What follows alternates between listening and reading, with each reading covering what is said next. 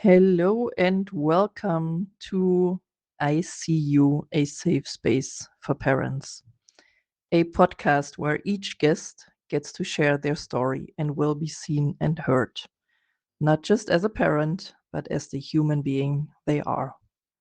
I am Katharina Helmicke, your host. My guest today is the lovely Olivia Veruschka.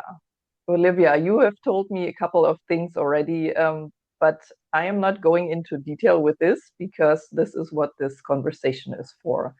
You are the mom of a teenage daughter. Please tell us what your life looks like currently. I'm the mom of a 15-year-old, nearly 16-year-old, and we have recently, well, not that recently, about 4 years ago, we moved from the UK to Spain, and um, it has been very interesting, very intense. And just recently, we've managed to immigrate my husband, so he's joined us just nearly a year. In June, it'll be a year. So for the first 3 years that we were living in Spain, my daughter and I were living apart from my husband because of Brexit, so that he could support us from there. There was no way for him to work. I gave up everything in the UK, my practice, and uh, just decided that it would be a much better life for my daughter to live in a place that sort of had a similar cultural lifestyle to South Africa. And that sort of involved less screen time, more time outside, smaller schools, more intimate, genuine relationships within her school, and also the ability to be allowed to be herself in the school environment. And so that was the basis of the decision, as well as for me personally, it was too difficult to continue living in the UK with the way things were going, the general environment. I felt that kids were sort of not allowed to be themselves, and that were given mobile phones far too early, and and that sort of became the third parent. And I just felt that there was something better. There had to be something better for my kid, where she wasn't going to be bullied constantly through these social media apps and whatever. And despite it being extremely difficult for her because she didn't have a phone and all of her other friends did, she sort of felt left out, and she felt like that it was unfair. But obviously, I spoke to her about my the reasons behind it, and eventually, I think when she was 12, I got her a normal Nokia phone, a block phone, a dumb phone, and all she could do was send a text or phone. That's it. And then by the time she turned 14, we got her a basic smartphone, and she wasn't that interested in it. She still Mm. doesn't have or she only just opened up a social media account that she doesn't post things on. When her friends say, "Oh, you got to look at Instagram or whatever," and she's like, "Oh, I'm not interested in it." She wants to be here now, present. She's more interested in music, and she's got such an eclectic taste. She listens to such a wide variety of music. She's so interested in books and reading, and she's interested in genuine conversations with me, with my husband, sitting together, just chatting. Her favorite thing is to get in the car with me and drive and tell me about her day. And I see other kids, and it's just not like that. They don't have that kind of relationship. They don't have that kind of grounded child. And I'm sure it's about the phone. There's probably a whole bunch of other things involved. But that was sort of the whole thing. And then to move to a country where they're just really interested in children, like the way that the police will look after the kids or make sure that they're safe crossing the road, or the way that the schools and the teachers are just so interested and involved and really take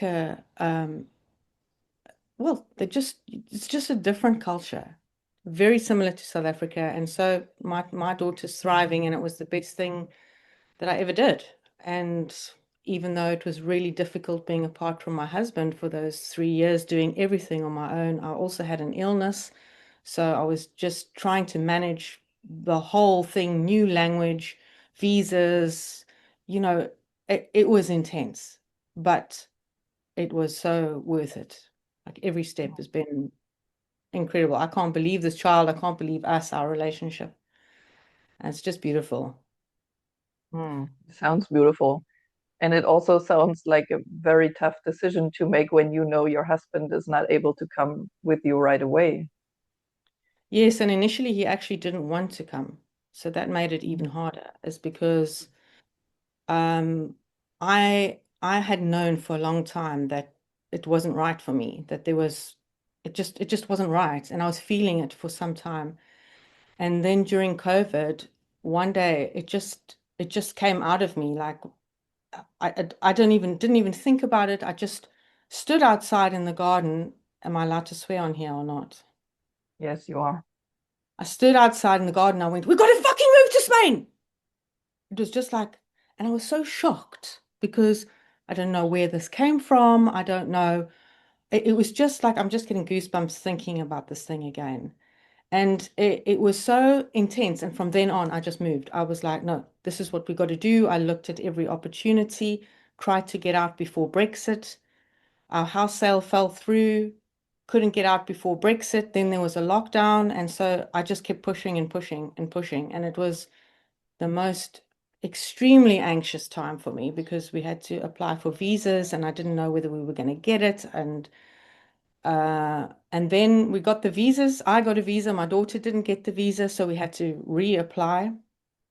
And eventually it all came through about 8 months later. And I moved over on my own. And my husband was like, I don't know if I'm going to come. And I was like, I don't know if you're going to come, baby, but I can't be here anymore. I have to do this. I have to be the one that goes forward and finds the place. And then I spent 3 months traveling the whole of this area, which is the Marina Alta, and on my own, just from town to town, driving, checking this out, speaking to people, going to that school, doing 2 weeks of Spanish, just getting everything that I could. And then at the end of the 3 months, I said, okay, I know where we're going. We're moving here. My daughter's going to this school, and we're doing it. And I just went back, packed up everything, brought my daughter over, and that was it.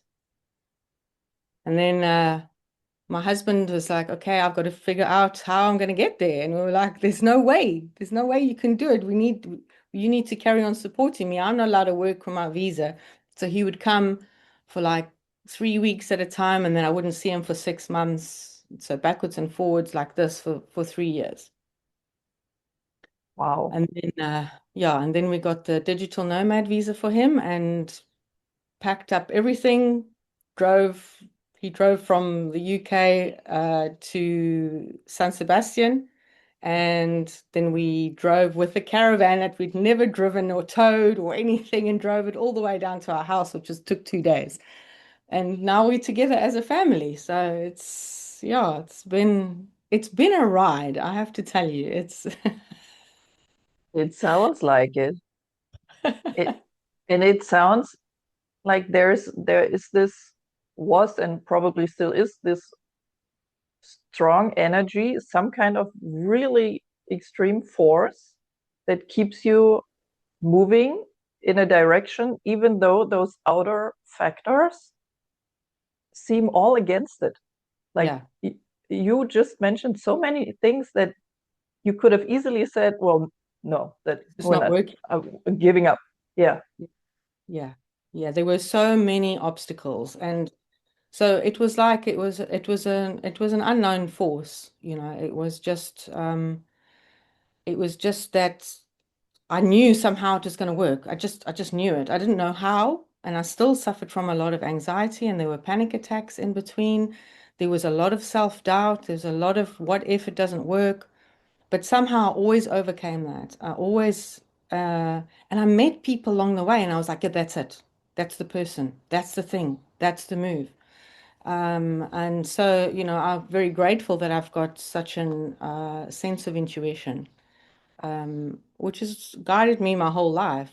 And I had a very similar experience when I left South Africa to the UK. It wasn't really planned. It was just, I need to go now, and I went. So, um, yeah, it's just looking back, and because I haven't really spoken about it, I haven't really processed a lot of that. I'm just sort of living in the moment. But you look back and think, wow, it was really incredible. Yeah. And you just mentioned yourself that you're guided by your intuition. You're very in tune with your intuition, and that your intuition also guided you from like moving from South Africa to the UK. Can you tell us a little bit more about that, and then also where else in your life has your intuition guided you? So when I was 20, I had gone to the UK just for a visit, and when I was 20, I sort of just kept getting this nudge to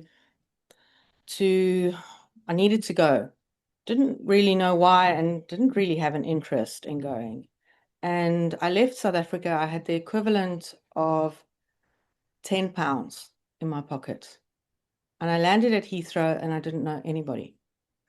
And my dad had met this woman she had had a tire rupture on the road, and he had stopped to help her in the pouring rain. And she said, "Thank you so much. Is there anything that I can do to help you?" And they were just chatting. And eventually, my dad said, "Oh, my daughter's going to the UK." And she said, "Oh, my son lives there. Can I give you his email address?" Because there were no cell phones at the time, or they were just sort of new. Not everybody had one. And so I emailed this guy and I said to him, "Hey, my dad helped your mom fix a tire on a road in a rainy day. And she said to contact you if I'm coming to London, and I am." Didn't know what he looked like. Nothing. So he wrote back. He said, "Sure, I'll meet you at Heathrow."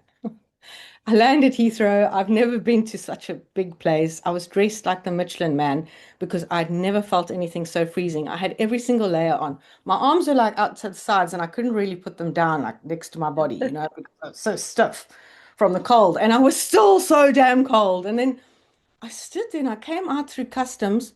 I was kept aside for 2 hours because I had to bring my chest x-rays and all sorts of things.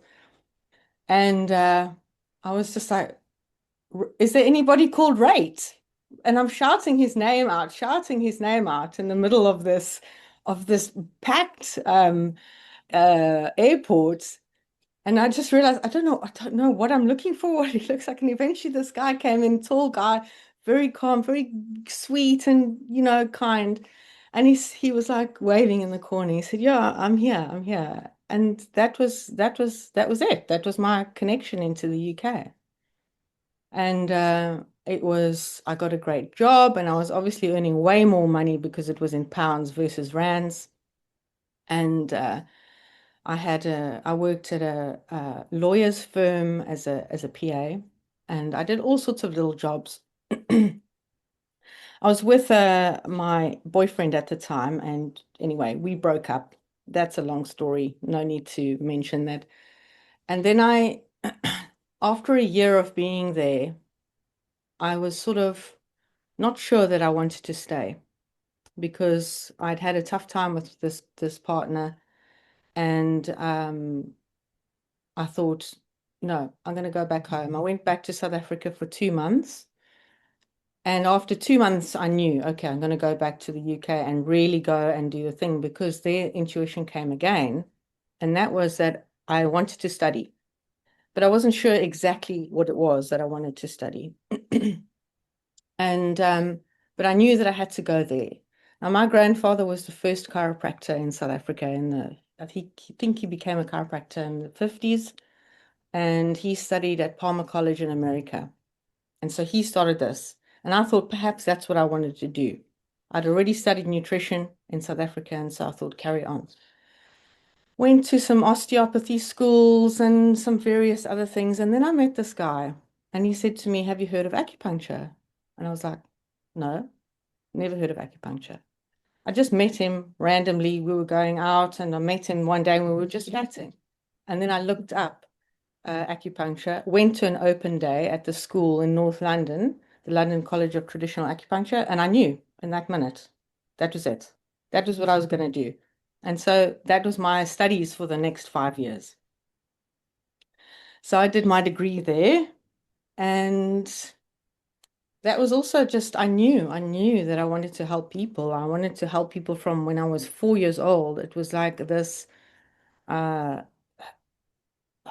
it's just a knowing. I just knew it, I would help my mom and put my hands on her head and try and heal her headaches with my hands and, things like that. And when I was young, I worked in a health food store. So it was sort of like in the genes, or it was there. So that was my 5 years. And then I had an amazing practice, very busy. And then, yeah, then life carried on. And then the next lot of intuition was bizarrely, and something a little bit difficult to speak about, was I was quite ill for some time. And I had, after COVID, I had a really bad nervous breakdown. And I didn't actually speak to anybody for a year. Like I couldn't talk. And sorry. Okay. So at the time, I felt like I'd lost everything because I had moved from my practice. I wasn't allowed to practice anymore because of COVID. And it destroyed me, not being able to work, not being able to help people. And I was very angry. And anyway, it turned into a big mess. And my husband and I nearly got divorced. We lost our house, and it just was very tough. And as I was healing, it took a long time. Like I'm only just healing now, and that's 6 years later. And I'm so healthy, and had the herbs, and I had the support, and I couldn't understand why I wasn't recovering. I got very ill. I had a spontaneous lung collapse. I was overtraining in the gym to just try and keep myself sane, or just keep myself grounded, or have something that was for me. And I badly injured my back, and I was bedbound for 3 months. And then there was nothing that anybody could do, and so I was just given medication over the phone. Basically just take the maximum amount of this pain ladder with opiates and all sorts of things. And then I was addicted to them for a while. And I had to, even though the pain was starting to improve, there was a still desire to continue taking these tablets, right?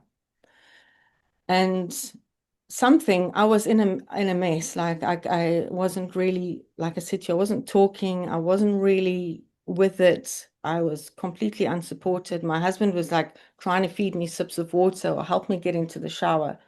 My daughter was sitting there thinking, oh, is my mom dying? It was very hectic. And something in me just went, you can't take another tablet. Can't take it. And I was like, I need to figure out a herbal formula. I need to figure out what am I going to do? And so I bought all of these medical texts for herbs, Chinese herbs, and I started creating these formulas. And by 3 or 4 months later, I was able to live without pain. Just suddenly one day, the pain had resolved, and I was taking huge amounts of these formulas. I was like, you've got to get it in, just get it in. And even though I was having shakes and withdrawals and all sorts of things, I was like, I cannot even take it. And there was this voice saying to me, just take one, it'll feel better. Just take it, you'll feel better. And I had to fight this so badly, so that came off that, managed to recover, but still didn't really talk for that whole year. Like, I just spent a lot of time in the forest, and a lot of time on my own. I think it must have been so hard for my husband and my daughter because they just, I just didn't speak. And so in that, somewhere the life force started coming back, and then the move to Spain happened. But while I was still here, I would have relapses, like 6 weeks at a time, where I couldn't get out of bed and I was on my own. So all I would do was get up, take my daughter to school, come back, lie in bed, get up, go to the shops, get some things, come back, lie in bed. And that would happen 6 weeks, and then I'd be fine. And then I thought there's got to be something better. This can't carry on like that. And at this one time, I was so exhausted, and I just, my daughter was like, "Mom, are you okay?" And she was helping me with the cooking and stuff, And I just heard this, or had this sense of this voice going, "Just eat meat. Just eat meat." And I was like, "What do you mean? I've studied all this stuff. I know that you can't just eat meat. It's not possible to survive on just meat. No, I'm not doing it." This was like this internal battle. Just eat meat. And it kept getting persisting and persisting and persisting. And eventually I was so cross with this thing because I was like, I can't believe all this study. I mean, I've studied for 8 years. I've got all this information. I've been in practice for 20 years. And you're telling me to just do this thing, which has been brainwashed out of me that it's not healthy. Cannot survive on meat and fat, right? And anyway, I experimented with it, and I did. And I've been eating like that for 2 years, and I haven't had a breakdown for 2 years. And it's the thing that's kept me going, and it's bizarre and it's insane. It was before I even read about it that it was some kind of what carnivore, didn't even know that existed, didn't even know it was a thing. I just followed intuitively. And that has been the next miracle, because I haven't been bedbound for 2 years. 2 years. And that's where I am right now. That's wild. Did you eat meat before? Yes, but not enough. I ate meat, and I ate low fat, mainly olive oil, things like that. Low butter, all the low fats, because you don't want to have heart disease and everything. And plenty of vegetables. I didn't have any sugar for years. I mean, I don't know when last I ate sugar, at least a decade. And I don't eat any grains because I'm allergic to them. So my diet was very clean, but it wasn't enough. It wasn't enough to repair the damage from all those years. And so my body would just go, "No, well, you don't have enough now. We're just going to keep you in bed, and you just have to lie there and wait." But it also taught me to have the deepest respect for life, and to enjoy every moment, and to be grateful to be living in this place, to have made it through that. And I'm 48, and I've got a whole fucking life ahead of me. And my daughter is strong, and my husband is strong, and we're supportive, and it's amazing. Would you say you're good at asking for help when you need it? Oh, I'm fucking terrible. I have to do it all my own. That was the belief, that no one could support me, that I had to figure out on my own, And it's a shame, because that's not true. No. No. You deserve all the support and all the help. Yeah, and it was like there was just this belief that no one could understand me. No one would believe me. So it's just me. And I have to do everything to make sure that I'm there for my kid. Yeah. It's like a fight and it's no longer a fight. It's like I've come home to myself, and I know now that there's something so special about being with the right people and asking for the help and knowing that you don't have to do it alone, but that you can if you have to. You know, there's a huge amount of strength. And obviously I have support from my mom, who still lives in the UK, my stepdad, my family, my sister, my dad, they live in South Africa still.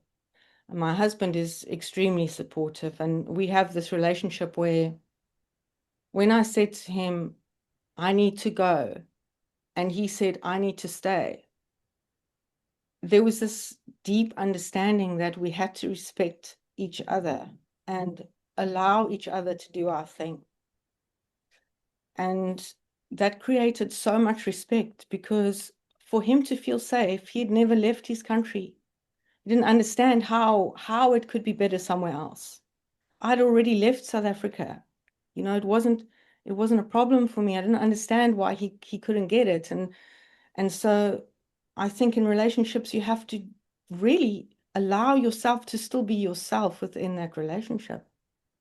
You know, I allow my daughter to be completely herself, whatever that fucking means. She has to be herself. If she comes home and says to me, Mom, I need time to decompress, she has time to decompress. If she feels, the other day she said to me, Mom, you're making me feel bad about this exam. I don't need to feel bad about it. I've tried my best. I got it confused. I messed it up. I already feel bad. You don't need to make me feel bad. And I said to her, I'm so sorry. I didn't mean to make you feel bad. I'm just in a shitty, moany mood.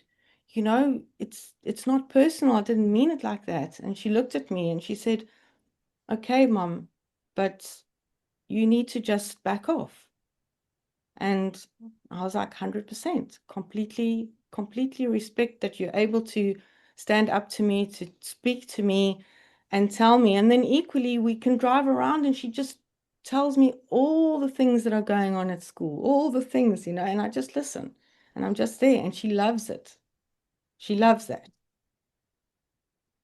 And so there's this, what happened in the journey was we realized that we are actually three deeply individual beings. We're not actually this family that has to be together all of the time. But when we're together, which is most of the time, it is exceptional. It is exceptional. But if I need my own time, and I'll just say to my husband, I'll say to my daughter, I got to go, babes. I've got to go for 3 days off grid somewhere where there's no electricity, no Wi-Fi, no nothing, and just be out in the world on my own. And they're like, yeah, sure, Mom, you go. Go do your thing, you know? And with my husband being able to come and go, he got the opportunity to go, shit, this is awesome. This is actually, wow, why haven't I thought about this sooner? So I created a bridge for him. I created that safety. And so our relationship just became that much stronger. It was not because I forced him, not because he forced me, because he understood. I mean, the sacrifice of letting me take his daughter, that must have been very hard for him, you know? And to think that this might be it. Might be it. And it wasn't. Yeah. But you didn't know at the time, right? Of course not. We don't know. We just know that we have to each do the thing that's right for us, no matter what that took. Yeah. And for my daughter, she's like, Mom, this is the best thing you could have ever fucking done. And she's just so happy. Wonderful. So she was like 10, 11 when you moved? She was 11, yeah, 11. Mm.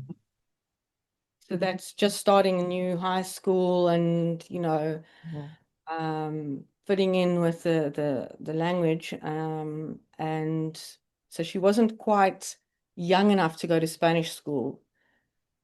So it was quite tricky trying to find the right school, because her whole primary school she had been in a Montessori, and it was exceptional for her, the skills and all of those kind of things. And bizarrely, if you think about the way the universe works for us, or however you want to call it, we moved to this area in West Sussex where there's only this school that's like officially registered. It's the best Montessori primary school in the whole of the UK. It was at that time, bearing in mind I haven't been there for 4 years, but we moved into the town where she would get that into that school, and that just also stood her in a great stead, like doing field to fork, camping out in the woods, building fires, making wool socks from literally shearing the sheep to turning it into wool, to dyeing it, to turning it into some item, skills that as a youngster, incredible. So she's had a very eclectic upbringing and a privileged upbringing, because mainstream school just did not suit her, not at all. And we were lucky that we could do the things that we've done to give her the life that I wanted for her, and that has served her so well. And you mentioned that you completely allow and respect your daughter to be fully herself.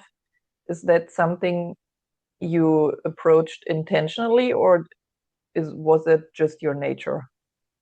No, I think it's my nature. My family and my upbringing was very similar. My parents were extremely supportive. I mean, we didn't come from money, so there were a lot of struggles. And it never bothered me. It was like I didn't ever see these things as a problem. It would just work out. It was just like this ineffable faith that I had in life. And my dad had to work away to support us, and I would often not see him for 9 months at a time. And it was devastating for me, because I was very, very close to him, and I missed him terribly. And but the way that we grew up with them, my dad was strict, but he was not, I don't know how to explain it. It's a lot of love. My whole family is deeply loving, very affectionate, very yourself. I remember the first time, I think I must have been about 10 or 11 or 12, maybe, something like that. I would swear with my friends. I've got a terrible, I swear all the time. And my dad would swear, and my family would swear. And so it sort of grew up as a part of our culture, to be expressive.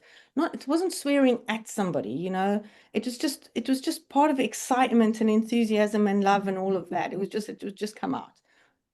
And one day it just slipped, and my dad just laughed at me. He was like, "Well, okay, it's just gonna be like this." But he was always grounded and could ask him anything. And when it came to being stressed about exams and things like that, he'd just say, "Look, there's no point. Don't let it stress you. You just do your best. That's all that matters. Follow your heart, do your best." And with my mom as well, was always just trust your intuition. Obviously, she was devastated when I said I'm moving to Spain, and she didn't try and stop me.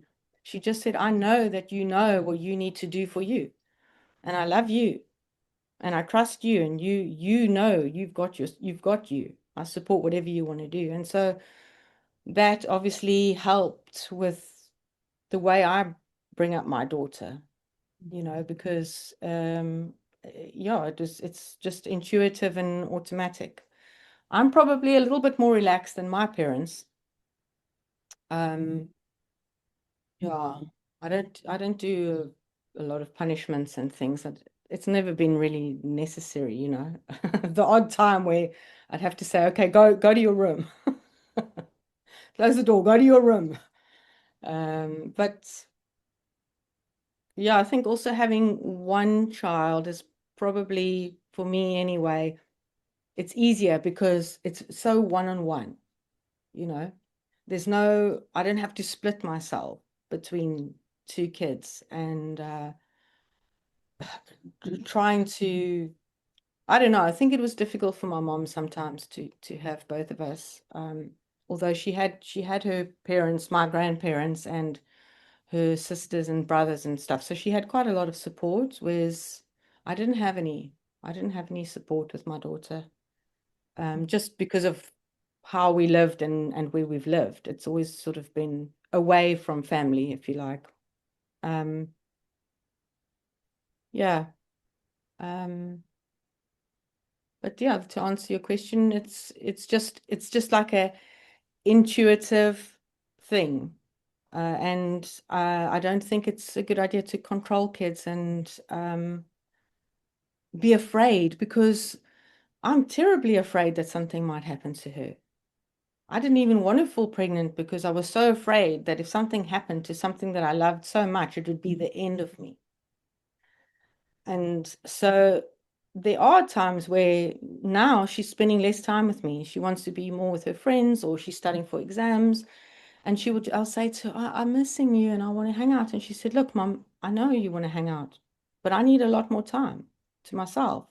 I'm reading and I'm listening to my music and I'm hanging out with my friends. And it doesn't mean I don't love you. And I have to deal with that. I have to deal with the pain of that she's so independent already. But it's phenomenal as well, because that's what you want. You want kids that can go out into that world and have no fear, you know, or at least, you know, no unreasonable fears and anxieties, nothing over the top that sort of prevents them from living, you know. Mhm. It sounds like you saw that from your parents, and you yourself are now giving it to your daughter to be able to hold not just two but several truths at the same time, like you described that you are let's say sad when she doesn't want to spend time with you, but you admire her for speaking up for herself, and you love that she's developing in a way that you know it's a healthy way. And to hold all that, and then also sometimes the fear that something might happen um, to this one person you love more than anything, that is such a healthy quality, and it seems like your entire family is able to do that the way you described it. Yes, I think we are able to love, be in pain, but still let go. You know, it is a spectacular quality thinking about it.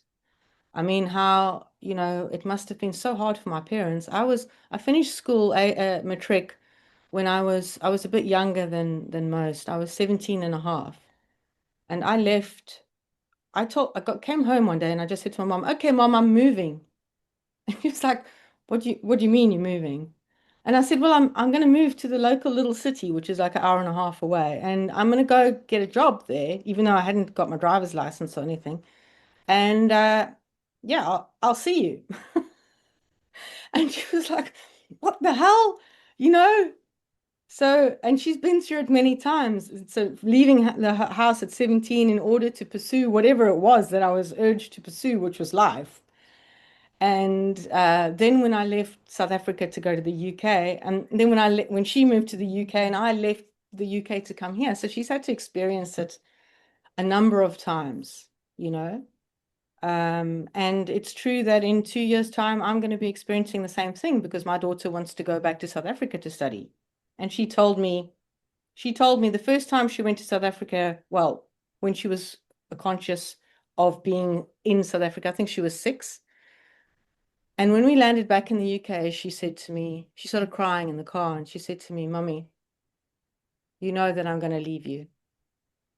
And I said to her, "Yes, of course, my darling, eventually you will." And she said, "No, but Mummy, I mean, I'm going to go to South Africa." And I was like, "Okay." And that's kind of happening, because she's looking at a culinary school in South Africa, and she's doing her going into A levels now in order to go to culinary school in Stellenbosch. So that's it. That's her next move. You know? So that is all you can see, like in the well, you can just see that's what she's seen that vision from young. Like I saw my vision from young, and she knew it, and she still knows it, you know. And so that's her move, and that's awesome that she's ready to go. And I said, okay, I'll come and stay with you and check it out. And she's like, no, you won't. I've got to go. Wow. No. Getting goosebumps while you're talking. And Thank it's you. like everything you're telling me sounds so healthy, and that doesn't mean that there's no physical illness and no challenges, but the way you seem to go through it, and you seem to approach everything that comes your way, sounds so healthy from my point of view. Thank you. I appreciate that. Yeah. Yeah. I mean, you have gone through some really tough things, and and hearing your daughter at age 6 saying, "Mom, I'm gonna leave you. I'm gonna go to South Africa." I mean, that's oof, Yeah. that's gotta hurt. Yeah, it did. It really, it did. It was like, but at the same time, I understood. I know. I know exactly what she means. And we were there in February just briefly to visit my dad and my sister. And when we landed in Cape Town, she just went, "Oh my God, this is home." And I was like, "Yes, my darling, it is. It is." And we went into the waterfront, and my husband went to do the shopping, and we sat down on the chair, just taking it all in. And this African choir just started singing, and she just sat next to me, and she just started crying and crying and crying. And I said to her, and now this is now at 14, you know, and I said to her, "My darling, what's up?" And she said, "Mom, I can't explain it, but I am home." And I said to her, that was so hard for me because it was like, I know. I know that she's at home, and I know that that means that she's going to be apart from me like I'm apart from my mom, you know. Um, but that's her dream, and that's like, wow, I understand it. Mm-hmm. Yeah, just proving what I said before, that you're able to hold all those things at the same time. It's incredible. Um, so you are a mom, you're a wife, you're a woman, a daughter, and a sister so far. That's what I heard in this Yeah. conversation, and there's probably more. Um, do you think all those parts of yourself get the amount of room that you want them to? Ooh, I think there are periods of when each of those gets the most what's the word? Attention or you know, but sometimes it feels difficult to be able to split all of that. And so taking a step back from the career, even though it was extremely difficult, it was indescribably difficult. It was also the best thing I ever did because I I don't have the ability to focus intently on many things without burning out. So also my passion for my job and my role to help people is so strong, is that it would override everything else. So it was sort of like I knew that I have to make a decision. It's one or the other. I'm not the woman that can do it both because I'm so passionate about my job that the other stuff will be put aside. It will. And I knew that about myself. And that is also why that decision wasn't taken that lightly. It was like, well, this is what I've got to do, because I'm so focused and so involved in that. And that each person, being a mom, gets all of my attention. Being the traditional Chinese medicine practitioner for that patient, it's all of my attention. Being a wife is all of my attention. And so there are times where I feel, oh, it's sort of all over the place and I can't give the attention that it so requires. And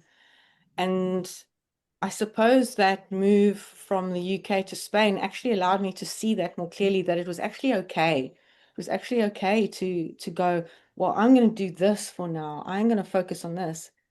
And then as my daughter became a little bit older and more independent and much more interested in cooking, and I mean, she's been cooking since she was 4 years old. So, that is just a progress.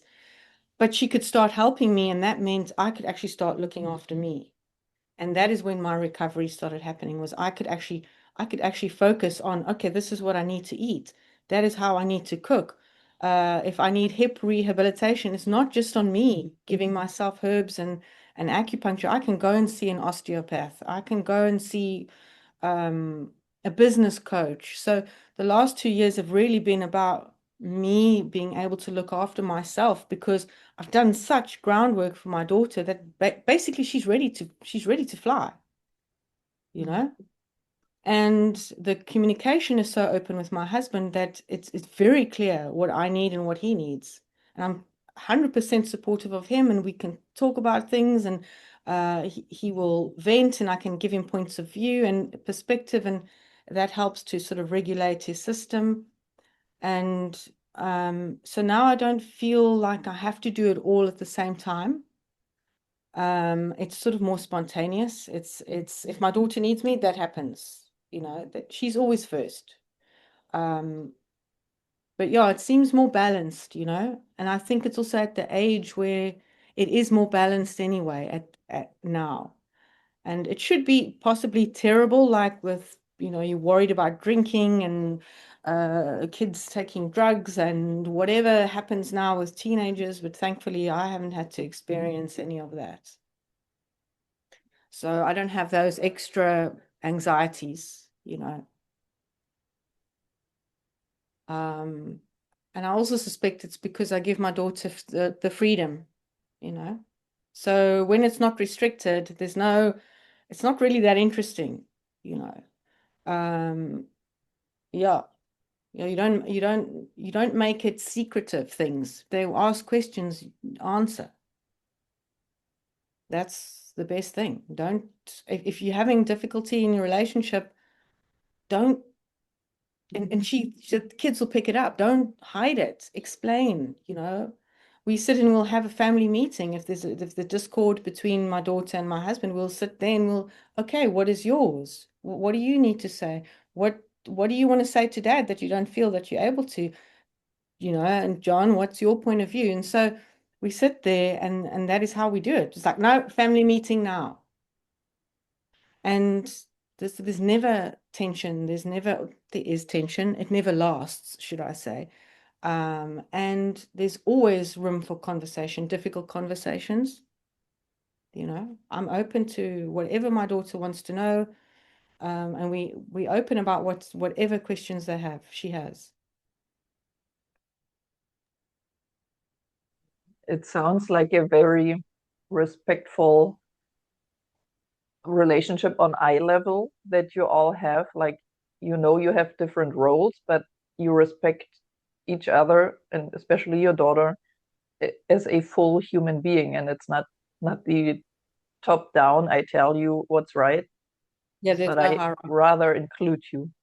Yeah, absolutely. And it's not like I mean, sometimes my husband is a little bit more traditional, and so sometimes he likes to bring in that sort of patriarch kind of hierarchy kind of sense. My daughter and I just look at each other and it's like, it's not going to work, because it's an equal relationship. I've always spoken to her as a human, not as a a lesser being or someone who knows nothing, because I find sometimes parents speak to kids as if they don't know. They know so much already. They are so aware. They absorb their environment, and they have so much perspective as well. And my daughter is so wise. If I'm going through something, she will just have this insight that is just mind-blowing. And if you have a hierarchical relationship where you're up here and your kid's down there, you miss out on that wisdom. That's Definitely. amazing. Yeah. Hearing you talk like that, like me as a person who works in that field and is specialized on childhood development and parenting, that makes my heart smile so much to hear someone who has a teenage daughter talk like that. Do you have a community of other moms or parents over there that are like-minded? No, it's just us. It's just us. Yeah. I have one friend here who's German, Anya, and she doesn't have kids. But she's a wonderful, you know, another woman being in my daughter's life. And so my community is very small. I've got a few best friends. They're all amazing moms as well. My mom, obviously, my aunts, my dad. But, the thing is, when you leave a country and then you leave a country again, you leave behind your people, and it takes time to find those new people. And I was recently in America for a conference that was amazing, and I met a lot of amazing people there, but I haven't yet had the chance to make this community here because we're only just sort of, what's the word? Sort of finding our feet, I suppose, you know? Yeah. It's to me that's so incredible that it's just in you the way you approach everything when it comes to your daughter and your life choices, basically. Well, thank you. It's been a privilege, to be honest. Hmm.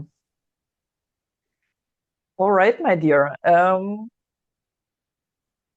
Before we get into the rapid fire questions, is there anything that I didn't ask that you would love to talk about?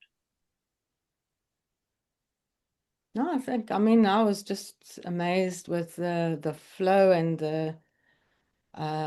your questions were beautiful and they were, it was just wonderful experience so far.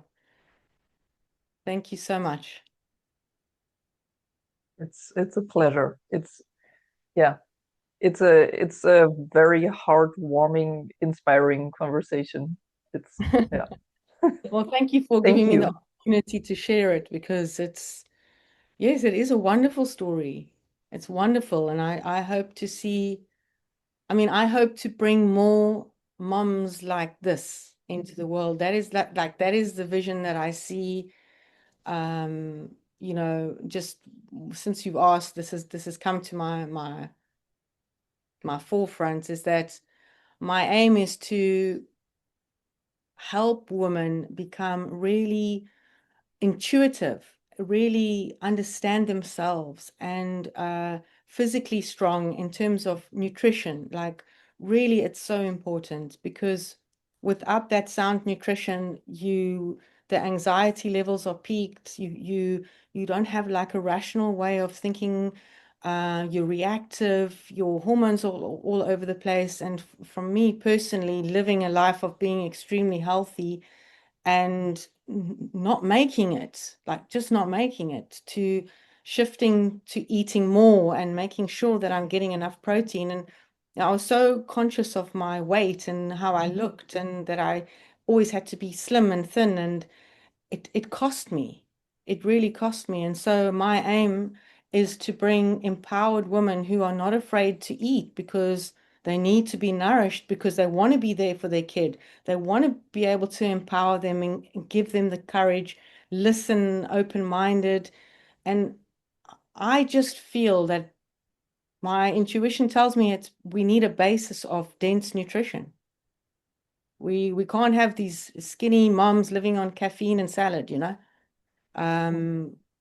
That, to me, that is what's made me that much stronger, that much able to cope, that much, you know, the ability to have in-depth conversations and things with my daughter and see things from a much broader perspective. I mean, obviously that's probably part of my character, but that's what I want to bring. I want women to feel really empowered with their decisions and their kids, and being able to bring more kids like my daughter into the world. That is my hope. That is my hope. Amen. I'm not religious, I'm spiritual, but amen to that. Yes, I know exactly what you mean. 100%. There isn't another word to sort of say that, is there? I don't know what the other word would be. Oh dear. All right, so are you ready for the rapid fire questions? Okay, go. The first one is, who inspires you a lot currently? Ooh, well, my dad always inspires me. My dad and my grandpa, but he's gone now. But those were big inspirations for me.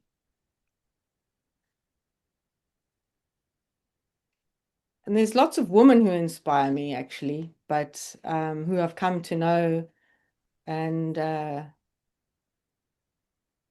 yeah, but on the deeper level, it's definitely my dad and my grandpa. Oh. Okay. Second one, what is your favorite thing to do when your daughter's not around? Well, my favorite thing to do, I love being immersed in nature. So my favorite thing is to take a slow drive with music along there's got a lot of sort of winding roads on the cliff edge of the coast here. So I love to do that, or just spend time completely away from any kind of internet or social media. Or we've got a plot in Spain, and it's completely off grid because there's nothing on it. And so I like to spend some time there where there's nothing. There's just me and nature. So that's my favorite thing to do when I'm not with my daughter. Okay, and the last one, what is one message that you would like to leave with all the parents out there?